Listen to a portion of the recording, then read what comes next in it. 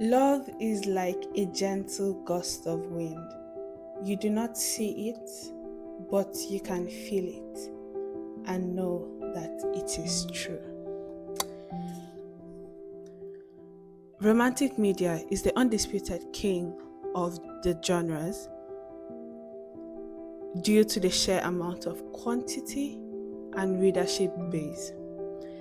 But it remains a mystery to me that when asked, what is your favorite genre?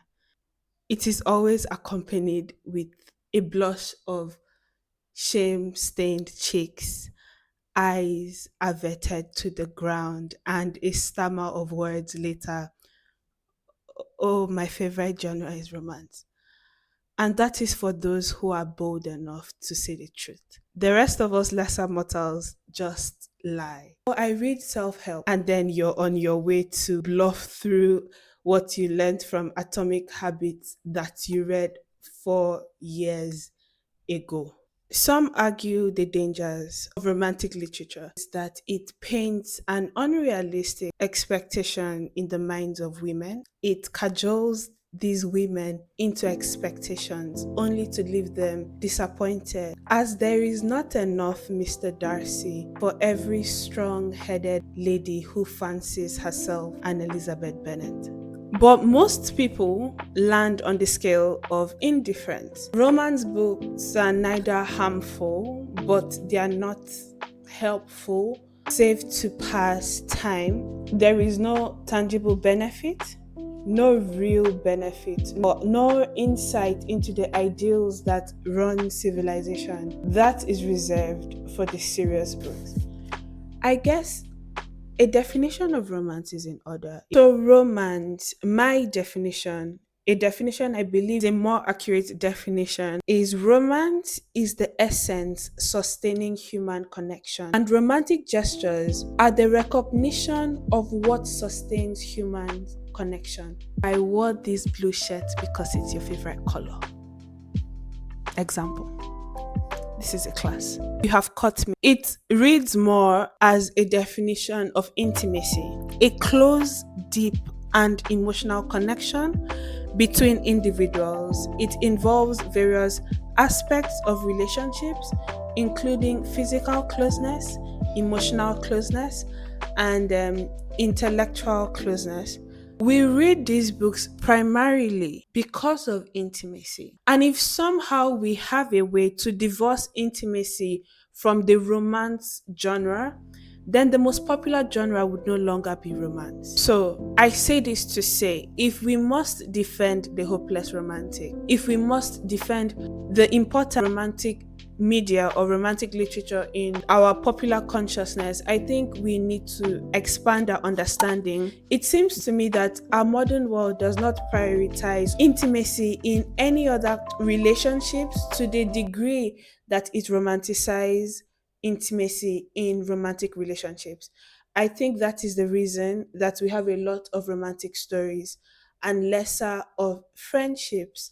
If the primarily feeling of romantic literature is to have someone show their devotion and care to your well being, making it known and being reminded of their devotion to you through romantic gestures and words, then primarily romance is the feeling you get when people go out of their way to show you that they are thinking about you and that they have your best interest in life. Romance is the feeling when people show you that you're worth the inconvenience.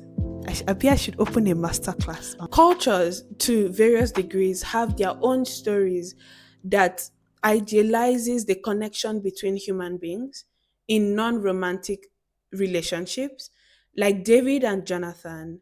We understand romance in only in terms of erotic relationships, but what we are seeking for in these books is intimacy, the connection between human beings.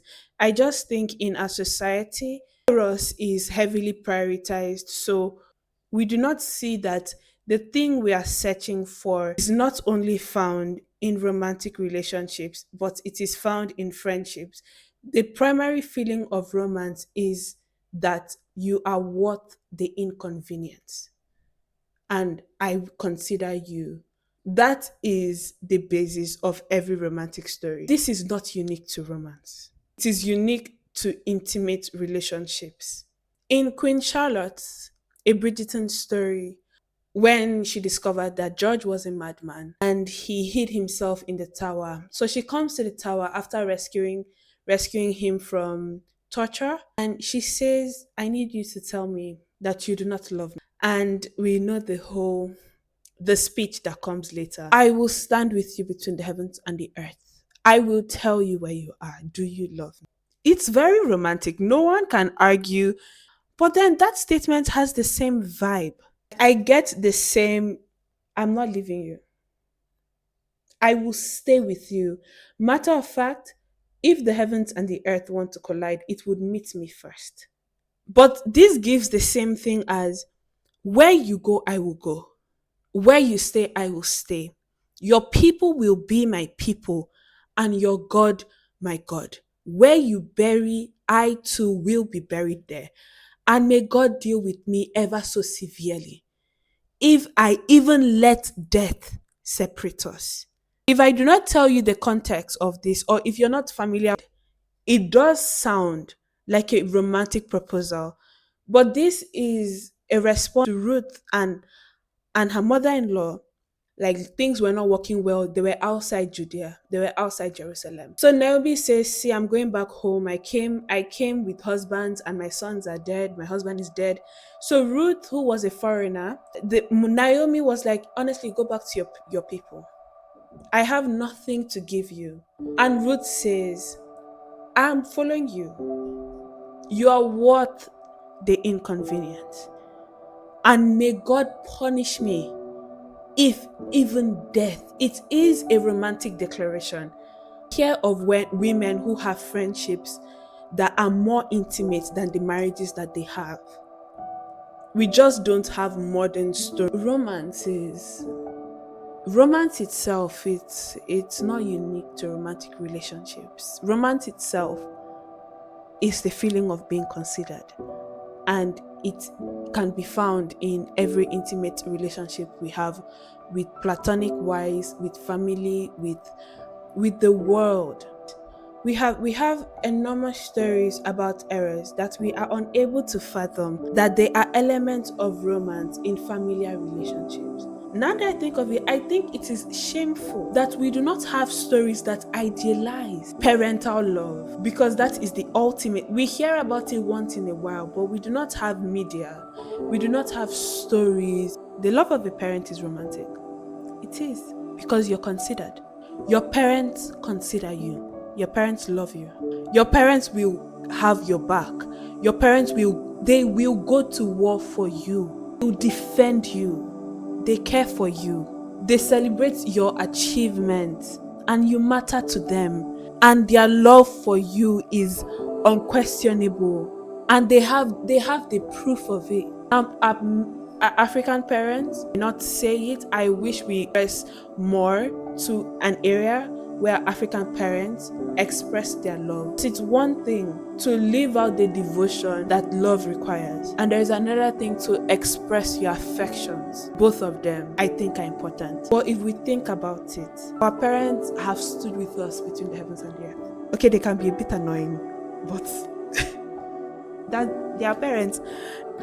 Romance is when someone considers you worth the inconvenience and goes out of their way to show it. The feeling you get from being considered, the feeling you get from having someone put you above them, consider you. "I was thinking about you. This reminded me of you. You occupy my thoughts." This is intimacy. But it seems like we are unable to see it, or we are unable to appreciate it if it does not come in a package of eros. So, romantic literature. Romantic literature can, if you let it, highlight the feelings of being worth the inconvenience and being loved. And when you read the books, you then go out and seek this feeling in your normal relationships. It makes you more aware of this feeling. So you're better able to recognize when your friends do romantic things for you, when strangers do romantic things for you, when your family does romantic things for you. And it helps you appreciate and savor the love. So romantic literature has the same effect, although to a milder degree, that Paul's letters has on me. Galatians 2, verse 20. I have been crucified with Christ, and I no longer live, but Christ lives in me. The life I now live in this body, I live by faith in the Son of God who loved me and gave himself for me. I think ultimately Christianity is very romantic. The allegory is of a marriage of Christ and the bride, right? So I just and the words that whenever Paul is trying to describe our union with Christ, if you remove Christ, I genuinely feel like if you use this on a girl, it will work.